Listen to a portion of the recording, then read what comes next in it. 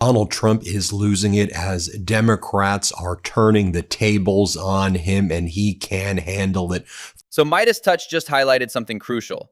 Democrats are finally playing offense while Trump spirals.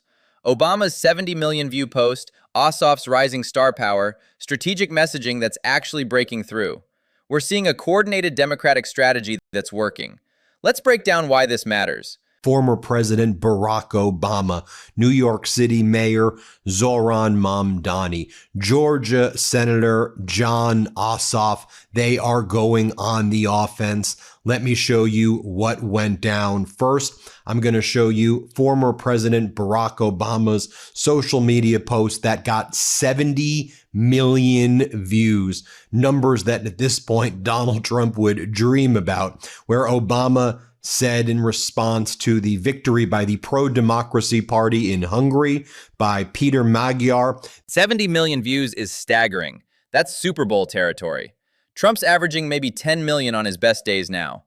Obama's timing here is surgical. While Trump's drowning in Iran war criticism and his approval ratings crater, Obama drops a democracy message that cuts straight to Trump's authoritarian playbook. The victory of the opposition in Hungary yesterday, like the Polish election in 2023, is a victory for democracy, not just in Europe, but around the world. Most of all, it is a testament to the resilience and determination of the Hungarian people, and a reminder to all of us to keep striving for fairness, equality, and the rule of law.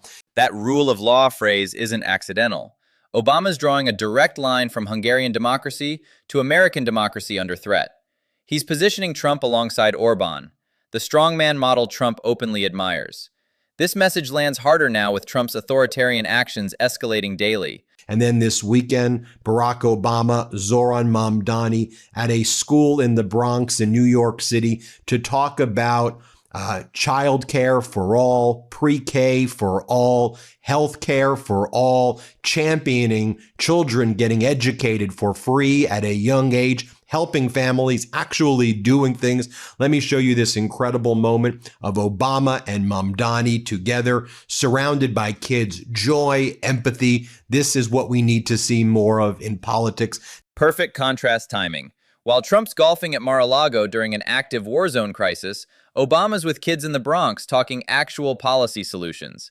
The visual messaging here is devastating. One looks presidential, the other looks detached from reality and responsibility. This is what it should be all about, not Donald Trump ranting and raving like a lunatic. Play this clip. Trump's lost 12 points with his base since the Iran escalation started. His erratic social media rants, the firing of Pam Bondi mid-crisis, attacking allied leaders. This isn't normal presidential behavior. The leadership vacuum is glaring, and Democrats are filling it with competence. Here's Obama and Mamdani interacting with the children, doing the wheels on the bus, and they know that this gets in Donald Trump's head here. Trump's always been obsessed with ratings and attention. Obama effortlessly commanding 70 million views while Trump struggles to break 10 million is psychological warfare. Notice Trump's Truth Social posts have gotten increasingly unhinged since Obama's post went viral. That's not coincidence. Then that brings us to Georgia, where Georgia Democratic Senator Jon Ossoff is running for re-election. And this re-election campaign looks like a presidential campaign. Every time I see Senator Ossoff speak, I think presidential, presidential, presidential. Don't get ahead of ourselves because, he's got to win this re-election, but he is up in the polls right now. Ossoff's positioning is brilliant. Georgia is now a purple state after 2020 and 2021, and he's up 8 points despite Republican voter suppression efforts. With 2028 on the horizon, he's building a presidential-level operation while Trump's popularity collapses even in red areas. Here he is in perfect terms, talking about how Kushner and Ivanka and the whole Trump regime are profiteering off of their war crimes. The Kushner-Ivanka profiteering angle hits different now. They made $640 million during Trump's first term through foreign deals. With the Iran conflict creating new defense contracts and reconstruction opportunities, the family's already positioning for another cash grab cycle. He then talks about how Donald Trump has embarked on a project to rule subjects and to make people suffer. Exactly right. Look at Trump's recent moves. Environmental protection rollbacks, union-busting executive orders, ICE raids in sanctuary cities. This isn't governing, it's retribution politics designed to punish opposition and consolidate power through fear and suffering. He then talks about J.D. Vance coming into Georgia to attack the Pope. Attacking the Pope in Georgia is political malpractice. Catholics make up 15% of Georgia's electorate, heavily concentrated in suburban Atlanta, where Ossoff needs to run up margins. Vance just handed Democrats a gift with religious voters who already distrust Trump's character.